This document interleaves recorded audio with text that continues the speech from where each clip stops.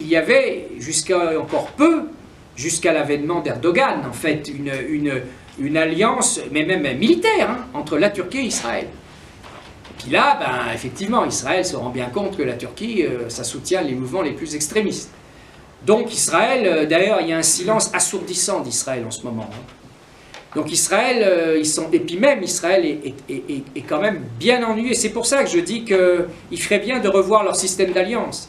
Et que la Syrie des Assad, finalement, leur convenait. Même s'ils sont foutus sur la gueule un certain nombre de fois entre la Syrie et Israël, en réalité, le régime pseudo-laïque et en tout cas anti-islamiste de Bachar el-Assad convenait quand même à Israël. Et ça, c'est peut-être en train de sauter. Alors, bon, Israël est mal. Alors, les États-Unis dans tout ça, ils n'ont pas encore renoncé à l'alliance avec la Turquie. Mais par contre, on est en train de se demander si les États-Unis vont être prêts vraiment à faire ce qu'il faut pour éliminer l'État islamique. Et ce n'est pas du tout le cas encore aujourd'hui. Hein. Donc, on a un problème. On a une Europe qui est inefficiente par excellence. On a des États-Unis qui sont très mal parce qu'ils sont encore englués dans leur alliance avec la Turquie. Et on a une Russie qui est claire. Elle est claire, c'est sûr. Et c'est vrai qu'ils ont du pot, les Russes. Parce qu'ils ont du pot, pourquoi? Parce qu'en faisant l'alliance avec l'Iran, qui est une alliance géniale. Pourquoi? Parce que l'Iran, c'est chiite. Et les menaces musulmanes pour la Russie ne sont pas chiites. Elles sont sunnites, dans toutes les anciennes républiques islamiques. Tous les trucs en stan, là. Ouzbékistan, Tadjikistan, Turkménistan. Bon. Et bien sûr, l'Iran est un contre-feu par rapport à la menace sunnite. Et en plus, la cerise sur le gâteau, c'est ça qu'on voit que c'est une belle alliance, c'est une belle stratégie, c'est que l'Arménie, il y a une communauté arménienne en Iran qui est protégée. Et c'est le parti Tashnag. Et en plus, les Russes, qui sont des soutiens quand même historiques de l'Arménie, tout ça, ça va bien ensemble. Le problème, c'est que, bon, quand après, il peut y avoir après des conséquences indirectes de cette alliance qui, à la marge, peuvent avoir des effets négatifs.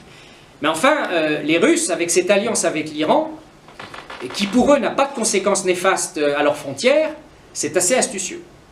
Et c'est pour ça qu'il y a un troisième pays qui est allié à la Russie, l'Iran, c'est la Syrie. Bien sûr, la Syrie qui reçoit des armes de l'Iran et de la Russie.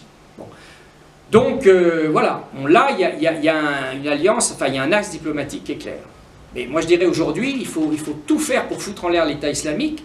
Il faudrait, sans doute, Bachar el-Assad, il faut garder son régime, mais il faut l'élargir.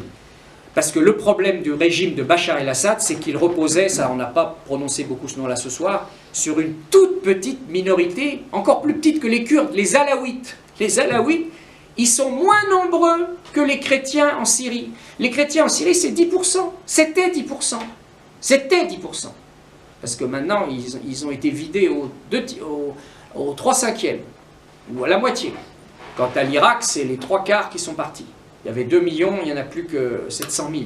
Bon, mais les Alaouites, c'est 8% de la population. Et en fait, les Assad, le père et le fils, qui avaient créé le parti Baas, qui était un parti laïque, mais ça s'appuyait, c'est ça qui était un peu gênant, ça s'appuyait sur une petite minorité, les Alaouites. Minorité qui est une minorité dans les chiites, qui eux-mêmes sont déjà, comme je vous le disais tout à l'heure, une séparation de l'islam traditionnel de la Sunna.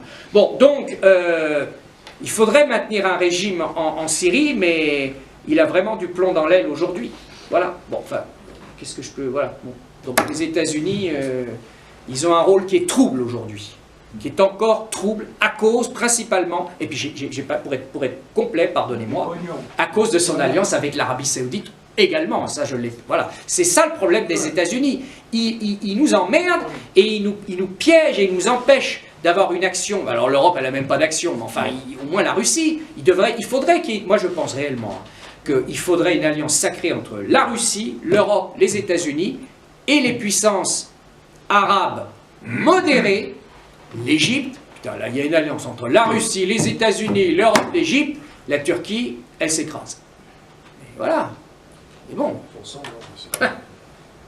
Mais bon, alors, aux États-Unis, tout est possible. Il ne faut pas chercher forcément chez les Républicains, qui nous ont bien déçus sur le plan de la politique extérieure, parce que les Républicains, c'est le programme du Front National sur le plan économique et le plan interne. Par contre, au niveau extérieur, avec les Bush, il valait mieux Clinton, et les démocrates étaient bien mieux sur le plan de la politique extérieure. Il faut remonter à Reagan pour avoir un mec qui a foutu en l'air le communisme, et tout ça, c'est fini. Bon, donc, et qui était un mec extraordinaire. Mais après, les Bush, c'est épouvantable. Donc en fait, je dis n'importe quoi, c'est vraiment peut-être une idiotie, mais si ça se trouve, Hillary Clinton changera peut-être de politique et sera peut-être aussi bien, en tout cas bien mieux que voilà, on n'en sait rien. Voilà. L'important, c'est de remettre en cause l'alliance avec l'Arabie Saoudite et l'alliance avec la Turquie. Il n'y a pas d'élection bientôt? Ouais, les élections, mais pourquoi pas? C'est vrai, les Turcs, moi je n'ai jamais été en Turquie, je ne suis pas spécialiste de la Turquie, je ne mesure pas. Vous savez, on n'est pas capable de tout prévoir. Moi, je vous dis franchement, j'ai été très étonné du retour de Sisi en Égypte. D'ailleurs, nous tous, hein, quand il a mis un moment avant de sortir du bois, Sisi. Hein, on sent que... Et je pense qu'il y a réellement... On ose espérer peut-être 3/5 ou 3/5 de la population qui est derrière lui. Il faut l'espérer.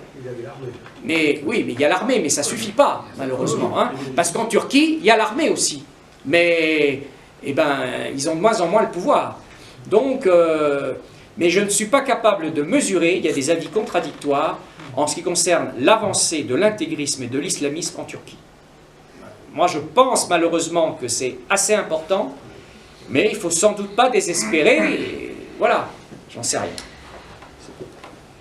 On verra.